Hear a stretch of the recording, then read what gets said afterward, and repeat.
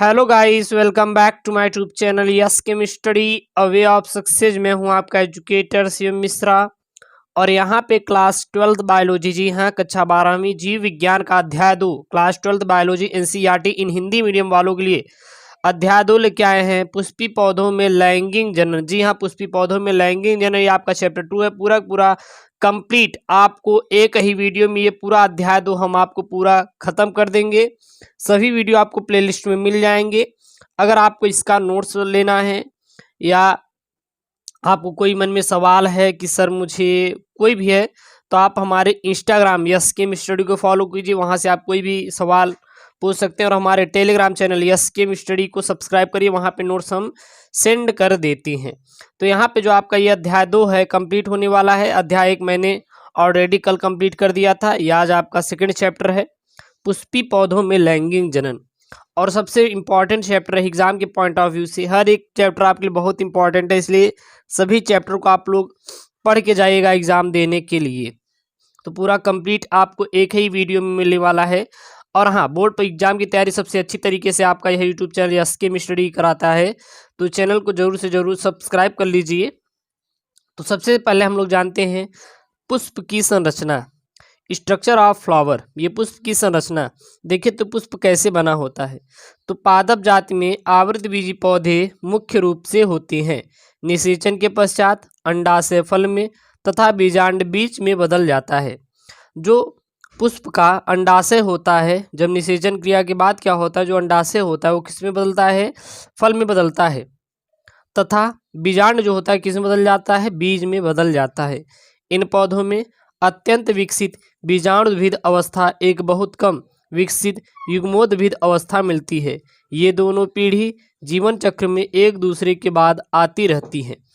अब अगर हम लोग देखें तो प्रोफेसर गोथे के अनुसार पुष्प में कितने चक्र पाए जाते हैं, तो प्रोफेसर गोथे के अनुसार पुष्प में कुल 4 चक्र पाए जाते हैं। प्रोफेसर गोथे के अनुसार पुष्प में कितने चक्र होते हैं, तो कुल 4 चक्र पाए जाते हैं। कौन कौन से? पहला जो पाया जाता है वो पाया जाता है बाह्य दलपुंज। ये बाह्य दलपुंज क्या होता है? यह प्रथम चक्र है जो अनेक बाह्य दलों से मिलकर बना होता है। यह पुष्प का क्या होता है? प्रथम चक्र होता है प्रोफेसर गोथे के अनुसार, जो कि अनेक बाह्य दलों से मिलकर क्या होता है, बना होता है। फिर आता है दूसरा चक्र। तो दूसरा चक्र देखें, यह दूसरा चक्र होता है जो अनेक दलों से मिलकर बना होता है। अब आता है तीसरा, वो है क्या होता है, पुमंग। और पुमंग हमारा क्या होता है? यह तीसरा चक्र है। यह नर जनन अंग है और प्रत्येक पुमंग में पुंग केसर कहते हैं। और जो प्रत्येक पुमंग होता है उसको हम लोग क्या कहते हैं, पुंग केसर कहते हैं। तीसरा आता है आपका जायांग। तो यह जायांग क्या होता है? यह चौथा चक्र है प्रोफेसर गोथे के अनुसार। यह फीमेल जनन अंग होता है और इस चक्र में एक या एक से अधिक अंडक या फिर आप कह सकते हैं स्त्री केसर होते हैं। बाह्य दलपुंज व दलपुंज को सहायक चक्र कहते हैं क्योंकि यह जनन क्रिया में भाग नहीं लेता है। पुमंग व जायांग को आवश्यक चक्र कहते हैं क्योंकि ये प्रत्यक्ष रूप से जनन क्रिया में क्या करते हैं, भाग लेते हैं। अब आता है पुष्पी पौधों में लैंगिक जनन। पुष्पी पौधों में लैंगिक जनन क्या होता है? आवृतबीजी पौधों में लैंगिक प्रजनन अंग के रूप में पुष्प में पाया जाता है। पुष्प के अंदर नरजनांग के रूप में पुंकेसर एवं मादा जनन अंग के रूप में क्या होता है, जायांग पाया जाता है। किसी भी पुष्प में अगर बात करें तो आवृतबीजी पौधों में लैंगिक प्रजनन अंग के रूप में अगर देखें तो पुष्प पाया जाता है। अब आपका आता है यहाँ पे परागण से नर युग्मोद्भिद एवं बीजाणु से मादा युग्मोद्भिद का निर्माण होता है। नर युग्मोद्भिद से नर युग्मक बनता है तथा मादा युग्मोद्भिद में अंडक या अंडकोश क्या बनती है, नर युग्मक एवं अंड संयुग्मन से युग्मजन बनता है। और निषेचन के पश्चात युग्म जनन युक्त बीजांड को बीज कहते हैं, जिसके अंकुरण से नए बीजाणुभिद का क्या होता है, विकास होता है। अब आपका आता है पुमंग। पुमंग के बारे में हम लोग डिटेल से जानेंगे कि पुमंग क्या होता है। तो आवृतबीजी पौधों में नरजनांग के रूप में पुमंग पाया जाता है। जो आवृतबीजी पौधे होते हैं अगर उसमें बात करेंगे तो नरजनांग के रूप में क्या पाया जाता है, पुमंग पाया जाता है। पुमंग की इकाई को पुंकेसर या लघु बीजाणु पर्ण कहते हैं। पुंमंग की जो इकाई होती है उसे क्या कहते हैं, पुंकेसर कहते हैं, या फिर इसे क्या कहते हैं, लघु बीजाणु पर्ण कहा जाता है। पुंकेसर में अर्धसूत्री विभाजन द्वारा परागकण अथवा लघु बीजाणु उत्पन्न होता है। साधारणतः प्रत्येक पुंकेसर में एक बीजाणु युक्त भाग परागकोश तथा एक लंबा पतला वृंत होता है। परागकोश में प्रायः 2 पालियां होती हैं जो एक महीन संयोजी द्वारा परस्पर जुड़ी रहती हैं। संयोजी में संवहन बंडल होता है और 2 पालियां युक्त परागकोश को द्विकोष्ठी परागकोश कहते हैं। प्रत्येक परागकोश पाली में प्रायः 2 प्रकोष्ठ होते हैं जिन्हें परागपुट या फिर लघु बीजाणुधान कहते हैं। एक बात ध्यान देना कि जो लघु बीजाणुधान होती है इसे ही और क्या कहा जाता है, परागपुट भी कहा जाता है।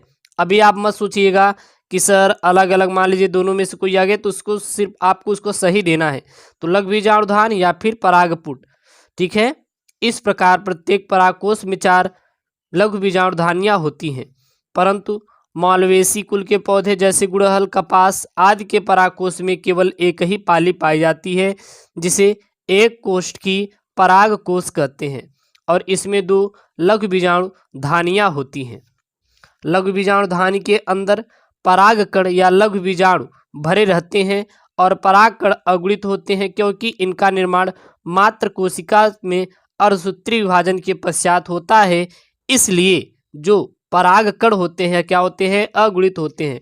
और परागकण कहाँ उपस्थित होते हैं, तो परागकण जो उपस्थित हो यह परागकोश के अंदर उपस्थित होते हैं।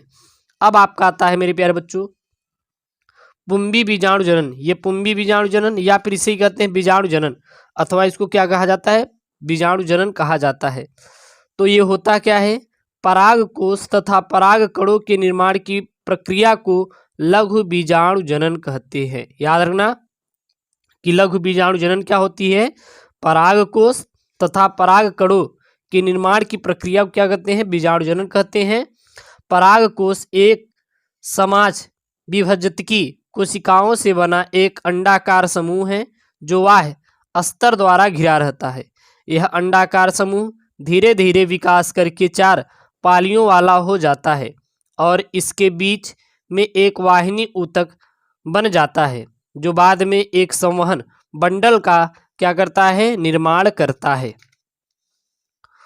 बाह्य प्राथमिक भित्तीय कोशिका तथा भीतरी प्राथमिक पुंबी जाणुजनन कोशिका बनती है। ये दोनों कोशिकाएं निरंतर विभाजित होती रहती हैं।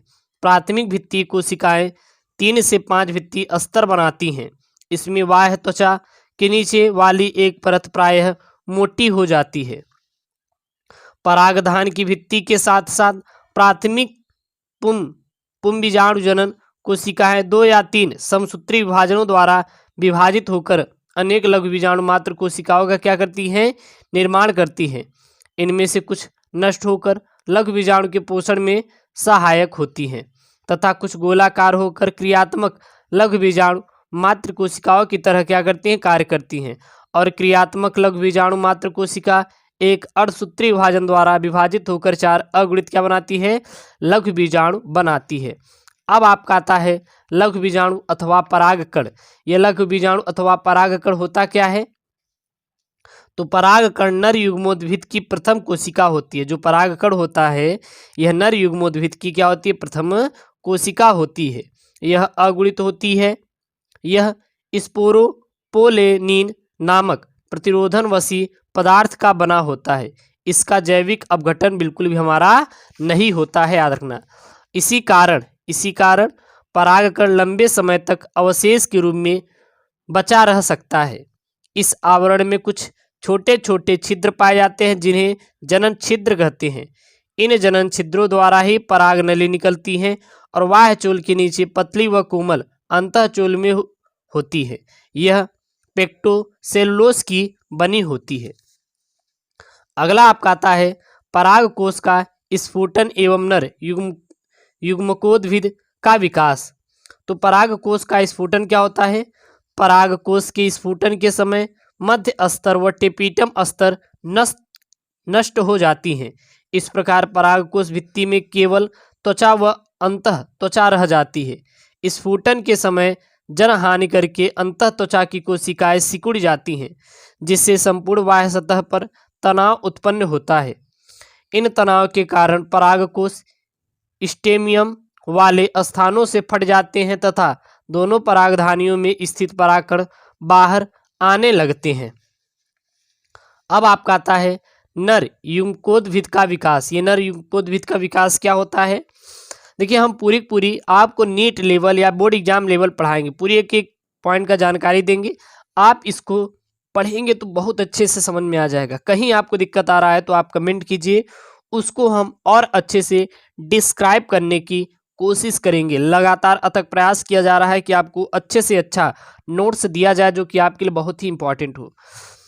तो परागकण से पूर्व परागकण के विकास को पूर्व परिवर्धन या प्रीकोशियस अंकुरण कहते हैं। याद रखना, परागकण से पूर्व परागकण के विकास को पूर्व परिवर्धन या प्रीकोशियस अंकुरण कहते हैं। परागकोश से स्वतंत्र होने से पूर्व ही परागकणों का अंकुरण हो जाता है। इस क्रिया में सर्वप्रथम परागकण का केंद्रक परागकण भित्ति की ओर जाकर समसूत्री विभाजन द्वारा एक छोटा तथा एक बड़ा दो केंद्रकों में विभाजित हो जाता है। इसमें बड़े केंद्रक को वर्धी केंद्रक तथा छोटे केंद्रकों को जनन केंद्रक कहते हैं। जनन केंद्रक तथा भित्ति केंद्रक द्वारा एक छोटी कोशिका बनती है जिसे जनन कोशिका कहते हैं। प्रायः परागकण इस द्विकोशिकी अवस्था में परागकोश मुक्त करता है। परागन के दौरान अधिकांश पौधों में परागकण दो कोशिकी अवस्था वाले होते हैं। अब परागकणों का आगे का विकास मादा पुष्प के स्त्री केसर के वर्तिकाग्र पर होता है। परागकण की क्रिया द्वारा परागकण स्त्री केसर के वर्तिकाग्र पर पहुंच जाते हैं, जहां इनका अंकुरण होता है, जिसे परागकण के पश्चात परिवर्धन कहते हैं। अब आपका आता है मेरे प्यारे बच्चों जायांग। ये जायांग क्या होता है? तो जायांग में देखिए तो सबसे पहला आता है आपका अंडप। जायांग में पहले देखिए तो सबसे पहला भाग क्या आता है? अंडप आता है। यह स्त्री केसर का मुख्यतः भाग माना जाता है। प्रत्येक अंडप में निम्नलिखित 3 भाग पाए जाते हैं। जो अंडप होता है इसमें क्या पाए जाते हैं? निम्नलिखित 3 भाग पाए जाते हैं। कौन कौन से? पहला अंडाशय, दूसरा वर्तिका और तीसरा जो पाया जाता है वो पाया जाता है आपका वर्तिकाग्र पाया जाता है। तो हम लोग जानते हैं कि अंडाशय, वर्तिका और वर्तिकाग्र क्या होते हैं। यह अंडप के आपके 3 मुख्य भाग होते हैं। तो अंडप का निचला फूला हुआ भाग अंडाशय कहलाता है। तो अंडाशय क्या होता है याद रखना, अंडप का नीचा फूला हुआ भाग क्या कहलाता है? अंडाशय कहलाता है। इसके अंदर बीजांड पाया जाता है। इसके अंदर क्या पाया जाता है? बीजांड पाया जाता है। अंडप के ऊपरी एक पतली नली के समान रचना वर्तिकाग्र होती है। वर्तिका होती है तथा वर्तिका के ऊपर एक घुंडी के समान रचना क्या कहलाती है? वर्तिकाग्र होती है। अंडप पुष्प का जननांग है। निषेचन के पश्चात अंडाशय फल में परिवर्तित हो जाता है तथा बीजांड गुरु बीजाणुधान के बीज में क्या हो जाता है? परिवर्तित हो जाता है। अब हम लोग जानेंगे बीजांड की रचना। यह बीजांड की रचना किस प्रकार से होती है। हर एक चीज को हमें डिटेल में पढ़ना है ताकि आपको कोई भी दिक्कत ना हो।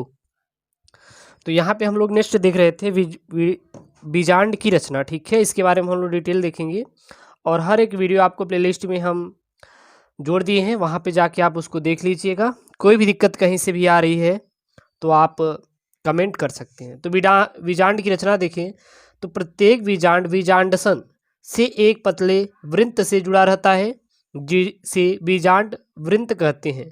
बीजांड के अंदर का अधिकांश भाग मृदुतक कोशिकाओं का बना होता है, जिसे बीजांडकाय कहते हैं। और प्रत्येक बीजांड का 1 या 2 आवरणों से ढका होता है।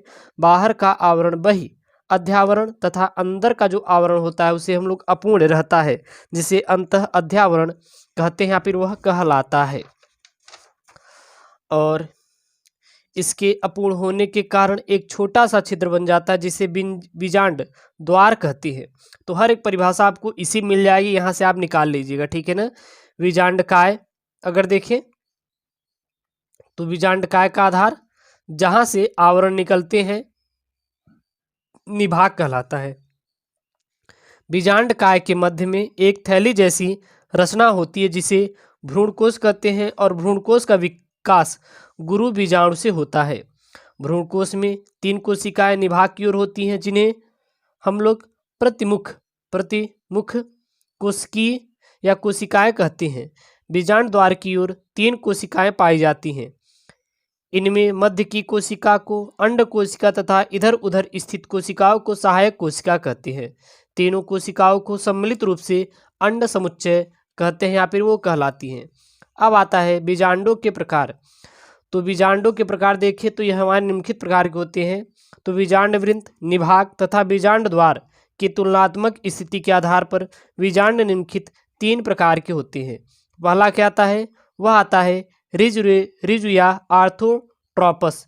तो इस प्रकार का बीजांड सीधा होता है, अर्थात इसमें बीजांड द्वार, निभाग तथा बीजांड वृंत तीनों एक ही सीधी उदग्र रेखा पर स्थित होते हैं, जैसे कि पॉलीगोनम, रूमेक्स, पाइपरपान और अनावृत बीजों में इत्यादि में जो होते हैं वो हमारे आर्थोट्रोपस या रिज बीजांड होते हैं। दूसरा आता है प्रतीप बीजांड या एनाट्रोपस।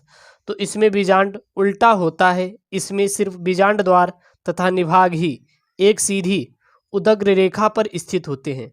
इस प्रकार के बीजांड को उल्टा बीजांड कहा जाता है, जैसे टमाटर, गुड़हल, कुकुर बीट्स, सूरजमुखी, मटर, सेम इत्यादि जो पौधे होते हैं उसमें प्रतीप बीजांड होती हैं। अगला जो आता है वो आता है आपका मेरे प्यारे बच्चों हेमिट्रोपस। हेमिट्रोपस देखिए सर यहाँ पे 6 प्रकार के बीजांड लिख लेना, मिस्टेक हो गया, 4 नहीं 6 होता है हेमिट्रोपस। तो इसका निर्माण आर्थोट्रोपस बीजांड के 90 डिग्री पर मुड़ जाने के कारण होता है।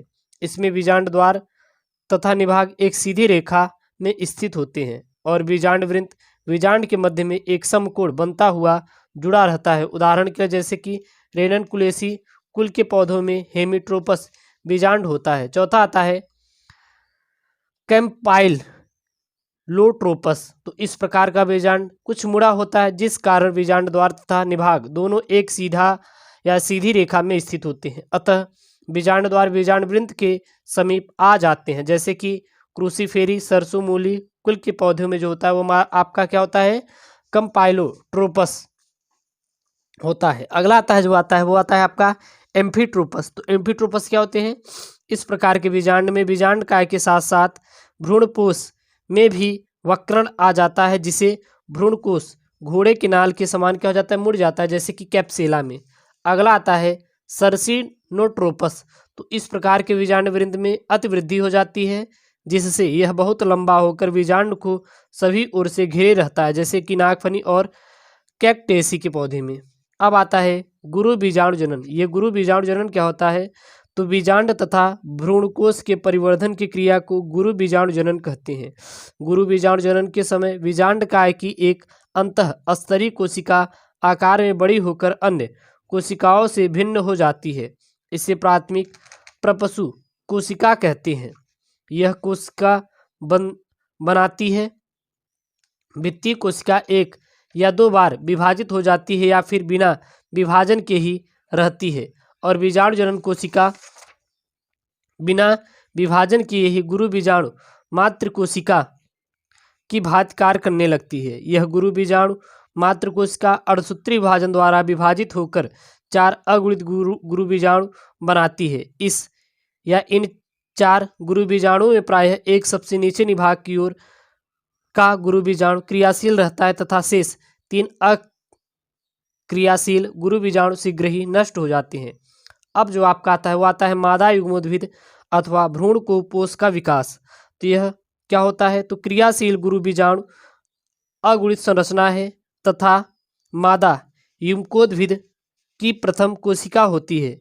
क्रियाशील गुरु बीजाणु आकार में वृद्धि करके बीजांड काय के अधिकांश भाग को घेर लेता है। अब क्रियाशील गुरु बीजाणु का केंद्रक सूत्री विभाजन द्वारा विभाजित होकर 2 संतति केंद्रक बनाता है। दोनों केंद्रक दोनों ध्रुव की ओर बढ़ते हैं।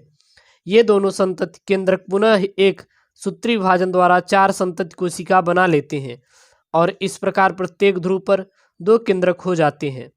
इसके पश्चात केंद्रकों में पुनः तीसरा विभाजन जिससे 8 केंद्रक बन जाती है।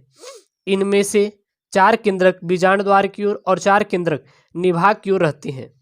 अब केंद्रक बीजांड द्वार की ओर से तथा एक केंद्रक निभाग की ओर से केंद्र की ओर बढ़ते हैं और इन्हें ध्रुवीय केंद्रक कहते हैं। दोनों ध्रुवीय केंद्रक भ्रूणपोष के मध्य आकार एक दूसरे से मिलकर द्वितीयक केंद्रक बनाते हैं।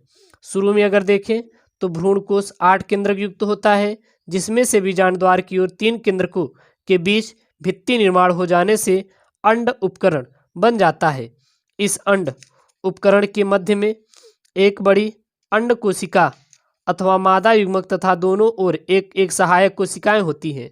सहायक कोशिका निषेचन के समय पराग नली का पथ प्रदर्शन करती है और इस प्रकार निभाग की ओर के 3 केंद्रक 3 प्रतिमुख कोशिकाएं बना लेती है।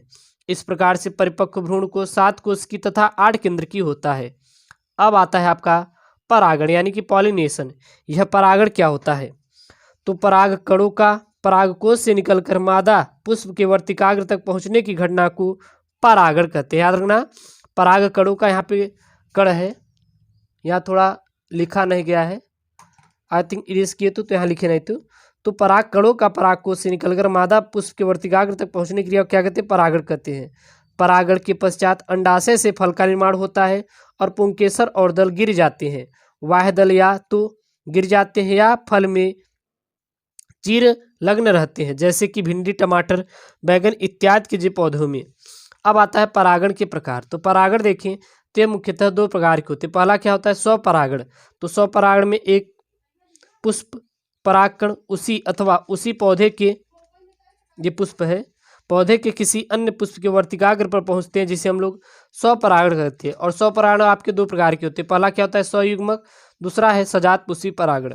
और स्वयुग्मक आपके 3 प्रकार के होते हैं: समकाल परिपक्वता, कलिका परागण और क्लाइस्टोगैमी। अब आपका आता है स्वपरागण के लाभ, यानी स्वपरागण के क्या क्या लाभ हैं।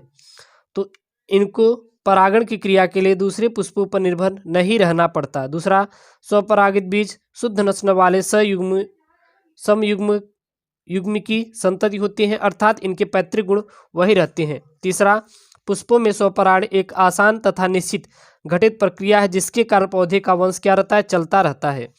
स्वपरागण से हानियाँ क्या क्या हैं? स्वपरागण से बने पौधे कमजोर होते हैं, ऐसे बीज शीघ्र नहीं पकते। स्वपरागण से उत्पन्न बीज उत्तम श्रेणी के नहीं होते हैं। अब अगला आता है परपरागण। इस क्रिया में एक पुष्प के परागण उसी जात के दूसरे पौधे के पुष्प के वर्तिकाग्र पर पहुंचते हैं। यहाँ पर दोनों पुष्प 2 अलग अलग पौधों पर स्थित होते हैं, चाहे वो एक लिंगी हो या 2 लिंगी हो, तथा एक दूसरे से आनुवांशिक रूप से भिन्न होते हैं। परपरागण को जीनोगैमी भी कहते हैं। परपरागण की विधियाँ देखें तो ये आपके 3 प्रकार की होती हैं: वायु परागण, जंतु परागण और जल परागण, यानी कि by air pollination, by animal pollination, by water pollination. तो सबसे पहले हम लोग देखेंगे वायु परागण। यह वायु परागण क्या होता है मेरे प्यारे बच्चों? तो पुष्पों में वायु द्वारा होने वाले पर परागण को वायु परागण कहते हैं और ऐसे पुष्पों को वायु परागित पुष्प कहते हैं।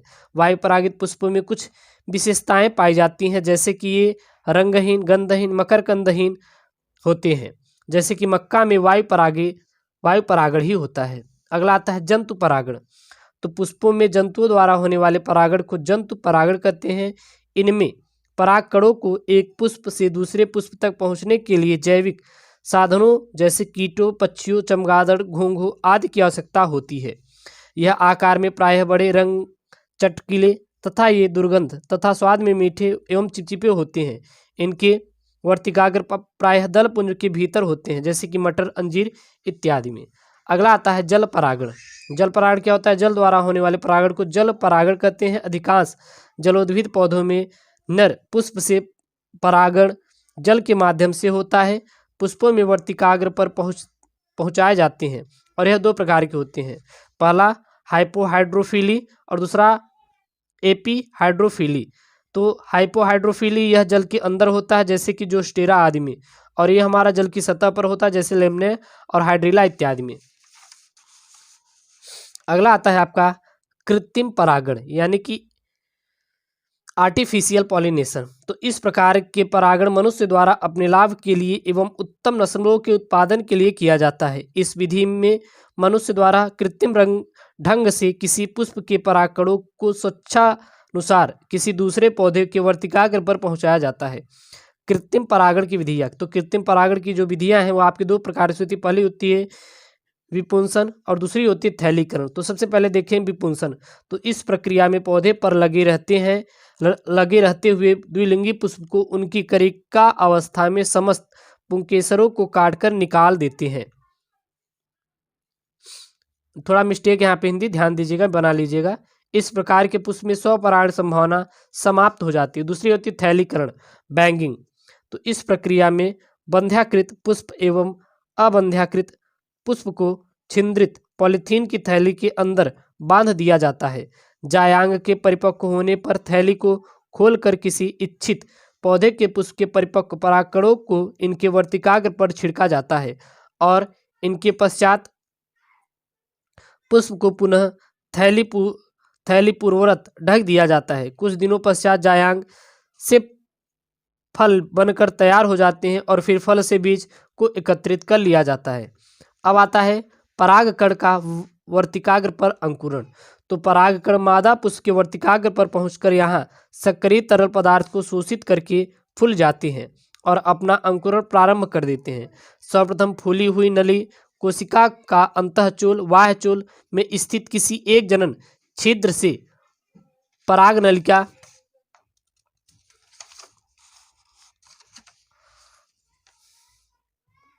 में प्रवेश करता है। ठीक है। अब आपका आता है पराग नलिका बीजांड में प्रवेश। तो वर्तिकाग्र से होते हुए पराग नलिका शीघ्र ही बीजांड के समीप पहुंच जाती है। इस बीच पराग नलिका में जनन केंद्रक विभाजित होकर दो नर युग्मक क्या करते हैं, बना लेते हैं। अगला आता है पराग नलिका भ्रूणकोश में प्रवेश। तो बीजांड में पहुंचकर पराग नली बीजांड काय को भेदती हुई भ्रूणकोश तक पहुंचकर अंड उपकरण में एक सहायक कोशिका का स्राव परागनली के अंतिम सिरे को अपनी तरफ आकर्षित करता है। फलस्वरूप परागनली किसी एक सहायक कोशिका में प्रवेश कर जाती है। भ्रूण कोश की किसी भी एक सहायक कोशिका में प्रवेश करने के पश्चात परागनली का शीर्ष विघटित हो जाता है या उसके अग्रसिरे पर एक छिद्र बन जाता है, जिससे परागनली में पाए जाने वाले सिरे पदार्थ बाहर आ जाते हैं और विघटित सहायक कोशिका से एक एक करके नर युग्मक भ्रूणकोश में आ जाते हैं। अगला आता है दोहरा निषेचन या द्विनिषेचन। तो यह एक विशेष घटना होती है जो आवृत बीजी पौधों में देखने को मिलती है। इसकी खोज नौसित द्वारा 1898 ईस्वी में फ्रिटिलेरिया पौधों में की गई थी। निषेचन के समय पराग नलिका भ्रूणकोश में जाकर फट जाती हैं, जिसके फलस्वरूप दो नर युग्मक स्वतंत्र हो जाते हैं। एक नर युग्मक अंड कोशिका से संयोजन करके एक युग्मनज बना लेता है और द्विनिषेचन में संयुग्मन तथा त्रिसमेकन दोनों आ जाते हैं। त्रिसमेकन से बना त्रिगुणित केंद्रक बाद में भ्रूणकोश का क्या करता है, निर्माण करता है, जो भ्रूण के परिवर्धन के समय भ्रूण के पोषण में काम आता है। और निषेचन के पश्चात सहायक कोशिका एवं प्रतिमुखी कोशिकाएं नष्ट हो जाती हैं। अब आती है निषेचन पश्च घटना। तो निषेचन पश्च घटना में आपके तीन प्रोसेस आती हैं, भ्रूण एवं इसका विकास, भ्रूण पोष का विकास और बीज एवं फल का विकास। तो सबसे पहले हम लोग देखते हैं कि भ्रूण एवं इसका विकास। तो संयुग्मन के पश्चात अंड युग्मनज कहलाता है। यह युग्मनज कुछ विश्राम अवस्था के पश्चात भ्रूण बनाता है। युग्मनज से भ्रूण बनने की क्रिया को एम्ब्रियोजेनी कहते हैं। एक बीजपत्री व द्विबीजपत्री पौधों में भ्रूण परिवर्धन की प्रारंभिक अवस्थाएं समान होती हैं, लेकिन बाद में ये दोनों में काफ़ी अंतर हो जाता है। इसके विकास में सर्वप्रथम द्विबीजपत्री एवं एक बीजपत्री भ्रूण का विकास होता है। द्विबीजपत्री में क्रूसीफेरी, कैप्सेला, बुरसा और पेस्टोरिस आदि प्रकार के पौधे आते हैं। अब आता है भ्रूण पोष का विकास। तो द्विनिषेचन के फलस्वरूप बने प्राथमिक भ्रूण पोष केंद्रक के विकास से भ्रूण पोष का निर्माण होता है। यह साधारणतया त्रिगुणित होता है। भ्रूण कोश एक महत्वपूर्ण भोज्य पदार्थ संग्रहित ऊतक है, जिसमें भोजन मंड के रूप में संचित रहता है और इसमें संचित भोज्य पदार्थ भ्रूण के विकास तथा भ्रूण के अंकुरण के समय काम आता है। अब आता है भ्रूणपोष के प्रकार। तो भ्रूणपोष देखें तो निम्नलिखित प्रकार के होते हैं। पहले होते केंद्रकीय भ्रूणपोष। तो इस प्रकार के भ्रूणपोष विकास में भ्रूणपोष केंद्रक लगातार स्वतंत्र केंद्रकीय विभाजन द्वारा बहुकेंद्रकीय भ्रूणपोष बनाता है। बाद में सभी केंद्रक परिधि पर विन्यासित हो जाते हैं। भ्रूणपोष के मध्य में एक केंद्रीय रिक्तिका बन जाती है, जैसे किसमें कैप्सेला, सूरजमुखी और गेहूं इत्यादि में जो होते हैं इसमें केंद्रीय भ्रूणपोष पाया जाता है। दूसरा आता है कोशिकीय भ्रूणपोष। तो इस प्रकार के भ्रूणपोष निर्माण में भ्रूणपोष केंद्रक के प्रत्येक विभाजन के पश्चात कोशिका द्रव्य का विभाजन होता रहता है, जिससे यह शुरुआत से कोशिकीय हो जाता है, जैसे कि मैग्नोनिया और धतूरा इत्यादि में। अगला आता है हिबोलियल भ्रूणपोष। तो यह केंद्रकीय भ्रूणपोष एवं कोशिकीय भ्रूणपोष दोनों के बीच की अवस्था है।